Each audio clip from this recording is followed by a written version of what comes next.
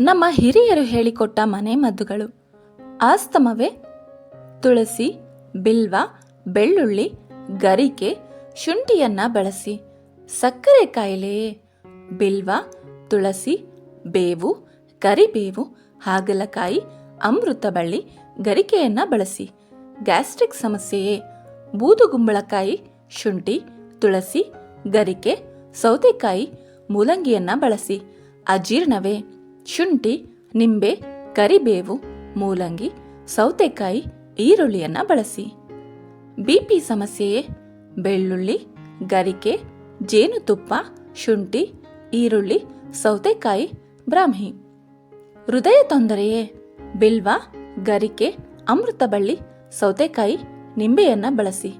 ಮೂಲವ್ಯಾಧಿ ಅಥವಾ ಮಲಬದ್ಧತೆಯೇ ಬೂದುಗುಂಬಳಕಾಯಿ, ಶುಂಠಿ, ಸೌತೆಕಾಯಿ, ಗರಿಕೆ, ಬಿಲ್ವ ಮತ್ತು ಅಮೃತಬಳ್ಳಿಯನ್ನ ಬಳಸಿ. ಬೊಜ್ಜು ನಿವಾರಣೆಗಾಗಿ ನಿಂಬೆ, ಗರಿಕೆ, ಕರಿಬೇವು, ತುಳಸಿ, ಶುಂಠಿ, ಸೌತೆಕಾಯಿ, ಜೇನುತುಪ್ಪವನ್ನ ಬಳಸಿ. ಚರ್ಮ ರೋಗವೇ ಬೇವು, ಬಿಲ್ವ, ಗರಿಕೆಯನ್ನ ಬಳಸಿ. ರಕ್ತಹೀನತೆಯೇ ಬೀಟ್ರೂಟ್, ಗರಿಕೆಯನ್ನ ಬಳಸಿ. ಕಣ್ಣಿನ ತೊಂದರೆಯೇ ಕ್ಯಾರೆಟ್, ಗರಿಕೆ, ಹೊನಗೊನೆ ಸೊಪ್ಪನ್ನ ಬಳಸಿ. ನೆಗಡಿಯೇ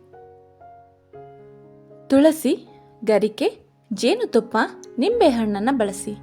ನರಗಳ ದೌರ್ಬಲ್ಯವೇ ಗರಿಕೆ, ಬೀಟ್ರೂಟ್, ಬ್ರಾಹ್ಮಿಯನ್ನ ಬಳಸಿ. ಮಕ್ಕಳ ಬುದ್ಧಿಶಕ್ತಿ ಹೆಚ್ಚಾಗಲು ಬ್ರಾಹ್ಮಿ, ಬೀಟ್ರೂಟ್, ಕ್ಯಾರೆಟನ್ನು ಬಳಸಿ.